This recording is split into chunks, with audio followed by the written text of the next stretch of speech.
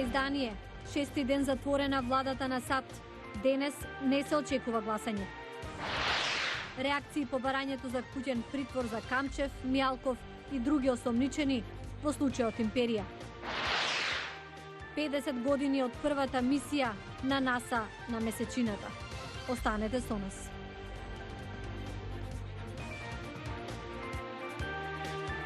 Поздрав од Вашингтон, ова е ТВ журналот Ньюсфлеш на гласот на Америка на македонски. Јас сум Милена Ѓоргиевска.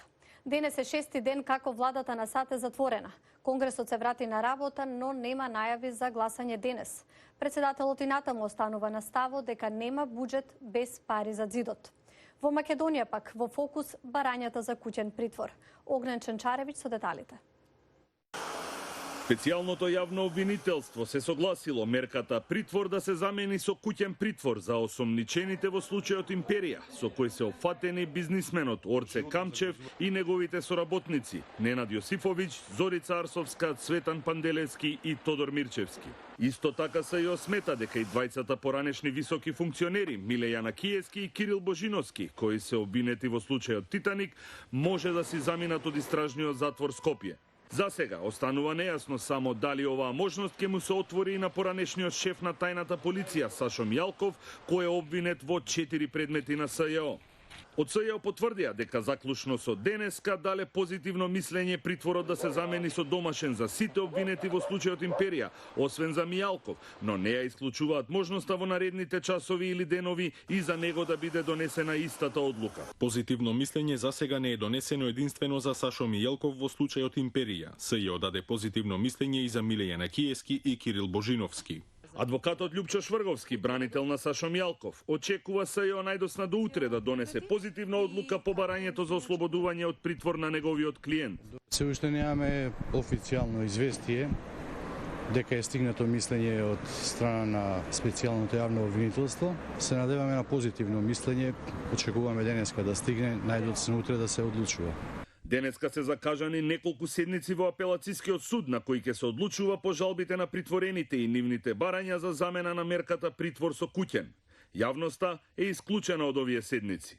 Денеска собранието ги изгласа измените во кривичниот законник во членот 275В, кои овозможуваат застарување и условни казни во случаите на Сеат Кочан и Василија Авировиќ. Со ова се отвара пат за поддршката на уставните измени од двајца пратеници, Владанка Авировиќ и Зеки Рамчиловиќ. Од Скопје, за гласот на Америка, Огнен Чанчаревиќ. А додека судиката на Врховниот суд Рут Гинзбург заздравува по операцијата при која беше отстранет тумор од белите дробови. 2 нови филма ги прикажуваат незиниот храбар живот и работа. Извештај на Пенелопе Пулу. Мажите од првата година на студии на Харвард во 1954 година. Филмот се занимава и со нејзиниот приватен живот, како мајка и сопруга. Во еден момент таа се грижи за сопругот додека се опоравува од операција на рак. Во исто време оди на своите и на неговите часови на Харвард. Даниел Стиплмен е автор на сценариото и внук на судијката.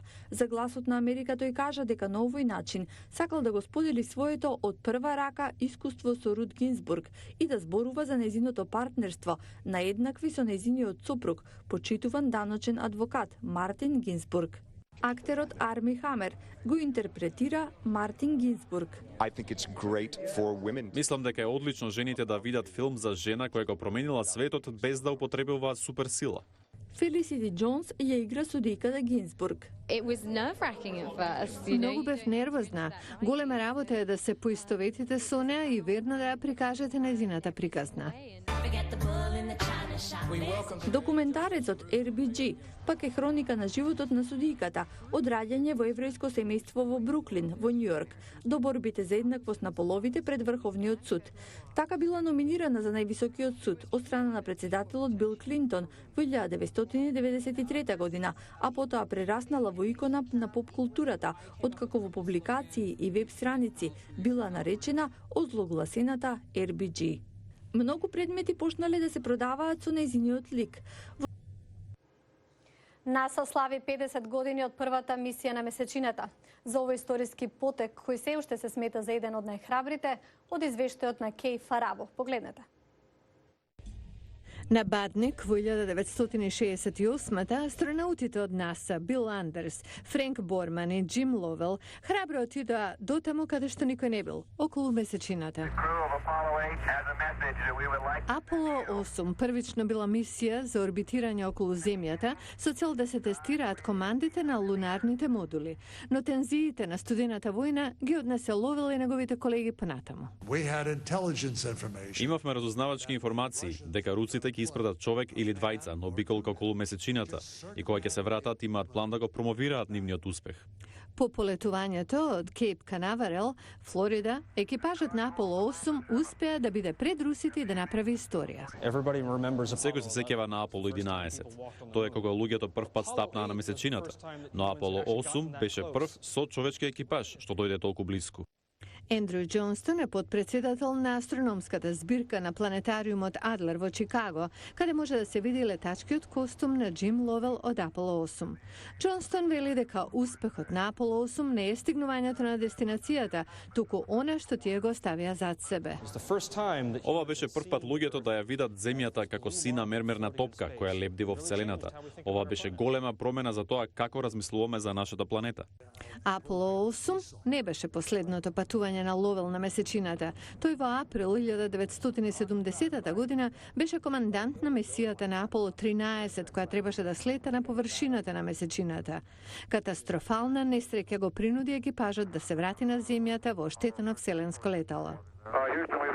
Денес, Аполо 13 е запаметен како успешен неуспех на НАСА. Тоа беше последната мисија на Ловел во Вселената, но тој вели дека е задоволен од своето место во историјата, како прв што е видел другата страна на месечината и Земјата од Вселената како член на историската мисија на Аполо 8.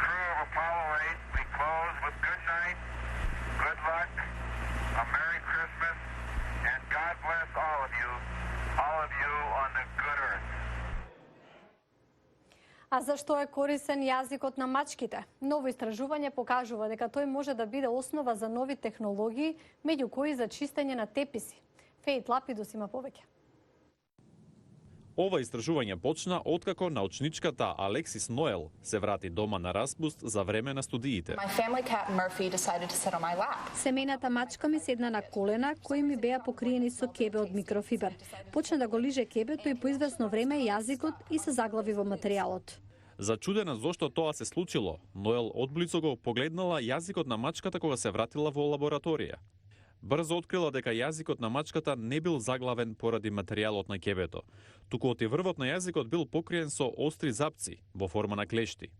Тие се рамни и се свртени наопаку, додека не се потребни за тимарење, тогаш се вртат напред.